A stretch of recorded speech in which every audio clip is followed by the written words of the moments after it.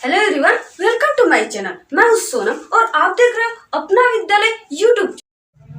आज के इस वीडियो में हम आपको बताएंगे क्लास 12 केमिस्ट्री पोएट्री के एक ऐसे टॉपिक जो आपके बोर्ड एग्जाम में 7 मार्क्स 7 नंबर के आते हैं और ये काफ़ी वेरी इम्पॉर्टेंट है। तो यहाँ पे जो टॉपिक है वह है सेंट्रल आइडिया। तो यहाँ पे पोएम फर्स्ट जो है आपके character of a happy life, एक प्रसन्न व्यक्ति का चरित्र चित्रण, ठीक है। तो यहाँ पे जो इनके पोएट है वह है सर हेनरी वॉटन। तो आपको बोर्ड एग्जाम में भी इसी प्रकार लिखना है। यहाँ पे आपको ब्लैक स्केच से लिख लेना है पोएम का नाम और यहाँ पे पोएट का नाम को लिख देना है, ठीक है। और यहाँ पे आपको सेंट्रल आइडिया इस प्रकार हेडिंग डालना है। यहाँ पे हम आपको central idea character of a happy life को बिल्कुल सरल शब्दों में बताएंगे जो आपको तुरंत ही याद हो जाएंगे। और आप अगर इस तरह बोर्ड एग्जाम में लिखेंगे तो आपको पूरे के पूरे 7 मार्क्स 7 नंबर टोटल पूरे के पूरे मिलेंगे। तो यहाँ पे हम आपको लिखने का तरीका भी बताएंगे कि एक टॉपर, क्योंकि एज ए टॉपर, मैं एक टॉपर हूँ, तो जिस प्रकार हमने लिखा था सेंट्रल आइडिया उसी प्रकार आपको भी मैं लिखने बताऊंगी। तो यहाँ पे देखिए, यहाँ पे सेंट्रल आइडिया का जो हिंदी अर्थ होता है वो होता है केंद्रीय विचार, अर्थात जो character of a happy life में लेखक ने जिस चीज़ का वर्णन किया है और जिस चीज़ के बारे में यहाँ पे बताया है उसी को सेंट्रल आइडिया अर्थात केंद्रीय विचार कहते हैं, ठीक है। जो मुख्य पॉइंट है उसको सेंट्रल आइडिया में लिखा जाता है। तो यहाँ पे सबसे पहले जो आपको लिखना होता है, जो लिखने की स्टाइल और तरीकाएँ होती है, सेंट्रल आइडिया लिखने की सबसे सही तरीकाएँ होती है वो यही होता है। फर्स्ट लाइन में ही आप सीख जाएंगे। तो यहाँ पे आपको the poem character of a happy life has been composed by sir Henry Wotton, इस प्रकार आपको लिखना है। देखिए यहाँ पे आपको क्या सीखने को मिलता है कि the poem character of a happy life, जो यहाँ पे पोएम का नाम दिया हुआ है उसको आपको बोर्ड एग्जाम में ब्लैक पेन से लिखना है, ब्लैक पेन से। और जो आगे की अक्षर है, ठीक है, वो उसको आपको कैपिटल लेटर में लिखना है। तो जैसे यहाँ पे कैरेक्टर को हमने क्या किया, सी को क्या कर दिया, कैपिटल लिखा। फिर वहाँ पे आप ए को नहीं लिखेंगे, हैप्पी लाइफ को भी हमने क्या कर दिया, कैपिटल आगे के वर्ड को कर दिया। तो यहाँ पे आपको ब्लैक पेन से लिखना है इस प्रकार। और has been composed by sir Henry Wotton, तो इसके जो पोएट है वह है सर हेनरी वॉटन। तो आपको इसको भी कैपिटल लेटर में लिखना है फर्स्ट वाला वर्ड और इसे ब्लैक पेन से लिखना है। इसे अगर आप लिखे होंगे तो आपके सेंट्रल आइडिया को देखते ही जो टीचर आपके कॉपी को चेक करेंगे वो पूरे के पूरे 7 नंबर आपको बिल्कुल देकर ही जाएंगे। क्योंकि अगर ये आपका पहला दूसरा ही लाइन देखकर उस टीचर को पता चल जाएगा कि नहीं, स्टूडेंट बहुत ही अच्छा लिखा होगा, ठीक है। तो यहाँ पे सर हेनरी वॉटन को आप इस प्रकार लिख दिए। तो इसकी जो अर्थ होती है हिंदी उसे भी हम बताएंगे। सर हेनरी वॉटन के द्वारा खुश जीवन, ठीक है, एक खुश जीवन की चरित्र की कविताएं रची गई है, यहाँ पे उसकी वर्णन किया गया है, यहाँ पे यही बता रहा है, ठीक है। तो यहाँ पे एक प्रसन्न जीवन का वर्णन किया गया है सर हेनरी वॉटन के द्वारा। फिर उसके बाद नेक्स्ट देखेंगे, in this poem the poet says that a happy man is a free from slavery, ठीक है। तो यहाँ पे ये क्या कह रहा है, इन दिस पोएम, इस पोएम में द पोएट सेज दैट, यहाँ पे देखिए ग्रामर का यूज किया गया है, सेज एस लगा है, ठीक है। से यानी कहना होता है, तो इसलिए in this poem the poet says that, इस कविता में कवि कहते हैं, ठीक है, a happy man is a free from slavery, अर्थात एक खुश व्यक्ति या एक प्रसन्न व्यक्ति, यूँ कहें कि एक प्रसन्न व्यक्ति, ठीक है, दूसरे की गुलामी से मुक्त होता है। फ्री अर्थात मुक्त होना, स्वतंत्र होना, और सेल्वरी अथवा गुलामी से, ठीक है। इस प्रकार आप समझ गए कि एक प्रसन्न व्यक्ति दूसरे की गुलामी से मुक्त होता है, स्वतंत्र होता है। फिर उसके बाद नेक्स्ट लाइन देखेंगे, ही इज ऑलवेज ऑनेस्ट। और जो देखिए यहाँ पे लेखक क्या किया, अपने वर्णन किया है, अपने बारे में वर्णन किया है। और एक प्रसन्न व्यक्ति जो एक प्रसन्न जीवन जीता है उसके बारे में वर्णन किया है। तो ही इज ऑलवेज ऑनेस्ट, वो हमेशा ईमानदार है। लेखक क्या कह रहे हैं कि अपने को कह रहे हैं कि वो हमेशा ईमानदार हैं। और जो खुश व्यक्ति है, प्रसन्न व्यक्ति है, वो भी हमेशा क्या करता है, ईमानदार ही रहता है।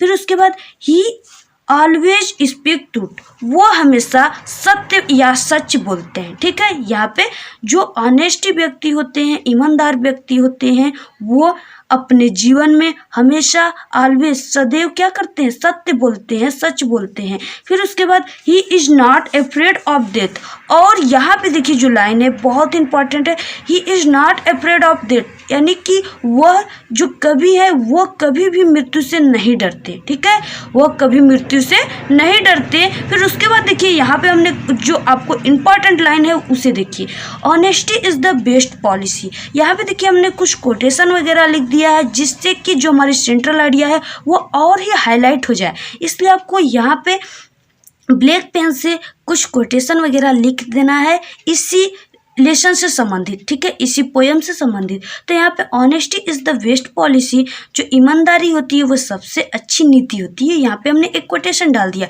ठीक है, फिर उसके बाद he is free from worldly care. ठीक है, यहाँ पे क्या कहा गया है कि ही इज फ्री फ्रॉम, वह हर समय स्वतंत्र होते हैं किससे, सांसारिक प्रवाहों से। ठीक है, सांसारिक प्रवाह जो होती हैं उनसे वो कभी क्या है, हमेशा स्वतंत्र होते हैं।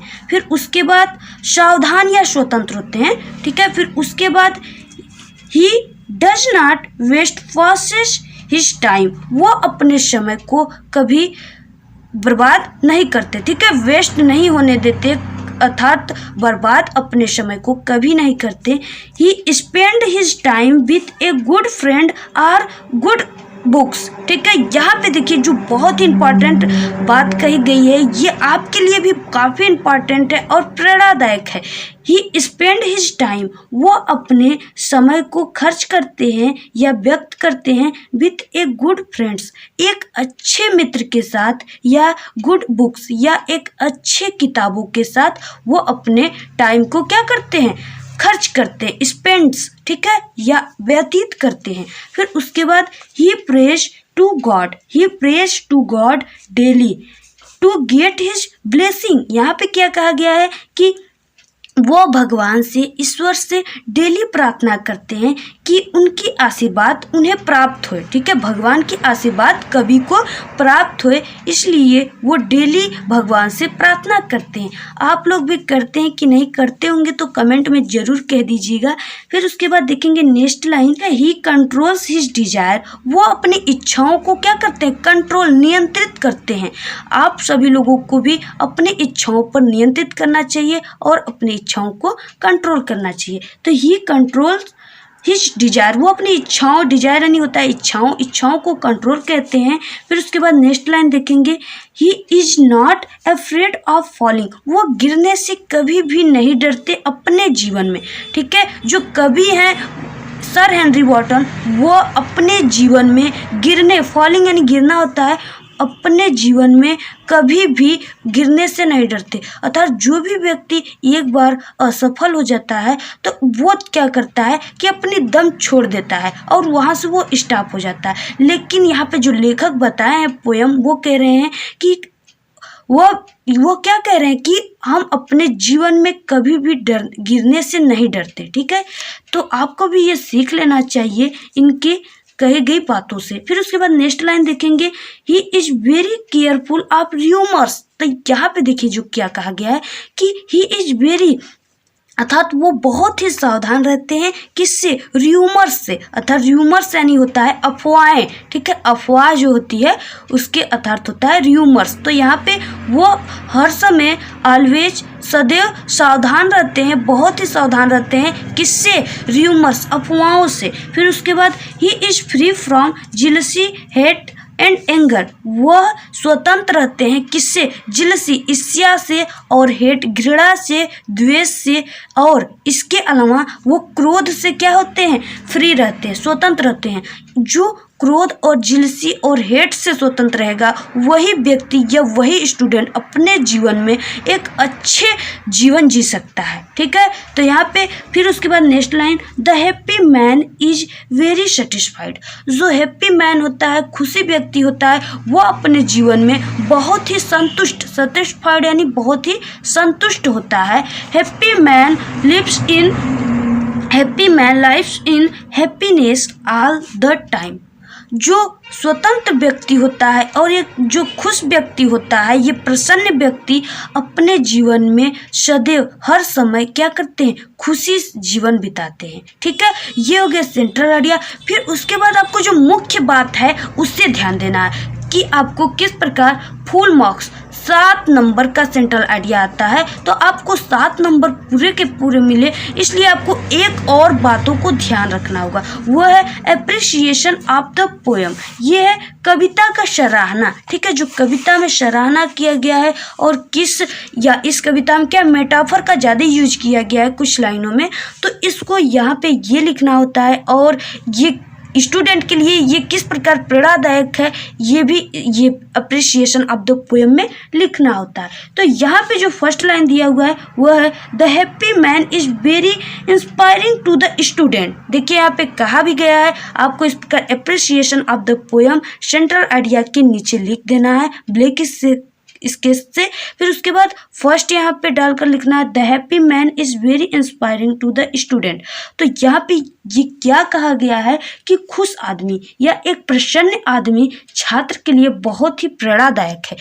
जो ये सर हेनरी वॉटन के द्वारा लिखा गया सेंट्रल आइडिया है, यहाँ पे कहा गया है कि आप इसमें क्या क्या कहा गया है कि एक प्रसन्न व्यक्ति का चरित्र चित्रण का वर्णन किया गया है, इसलिए यहाँ पे कहा गया है कि जो द हैप्पी मैन है, जो खुशी आदमी है, वो स्टूडेंट छात्रों के लिए बहुत ही प्रेरणादायक है। अर्थात ये कविताएं क्या है, छात्रों के लिए बहुत ही प्रेरणादायक है। फिर उसके बाद सेकेंड लाइन आपको लिखना है this poem is inspiring for man to live a good life. ठीक है, जो ये पोयम है वो मनुष्य के को एक अच्छा जीवन जीने के लिए प्रेरित करता है, प्रेरणा देता है। ठीक है, आपको ये फर्स्ट यहाँ पे second appreciation of the poem डालकर लिख लेना है। अगर आप इस प्रकार लिख दिए सेंट्रल आइडिया बोर्ड एग्जाम में, तो आपको पूरी कॉन्फिडेंस के साथ हम कह सकते हैं कि आपको पूरे के पूरे जितने मार्क्स के ये सेंट्रल आइडिया दिया हुआ है, 7 नंबर का आपका सेंट्रल आइडिया आता है, पूरे के पूरे 7 नंबर आपको कंफर्म है कि 100% गारंटी है कि जरूर मिलेगा अगर आप इस तरह लिखेंगे सेंट्रल आइडिया। तो यहाँ पे अपना विद्यालय यूट्यूब चैनल पर आप द ट्रू ब्यूटी के भी सेंट्रल आइडिया को तैयार कर लीजिएगा। अगर आप the character of happy life, ठीक है, कैरेक्टर ऑफ हैप्पी लाइफ और द ट्रू ब्यूटी के सेंट्रल आइडिया को आप तैयार कर लेंगे तो पक्का है कि एक सेंट्रल आइडिया जरूर आएगा आपके बोर्ड एग्जाम में।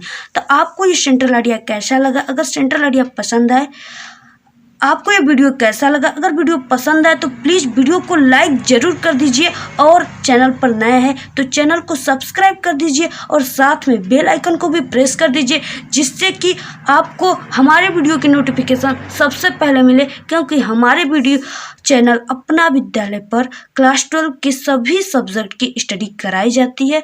तो और हमारे आप वीडियो के लिंक को अपने फ्रेंडों में शेयर करना ना भूले, कमेंट करना ना भूले। Thank you, all the very best, bye bye.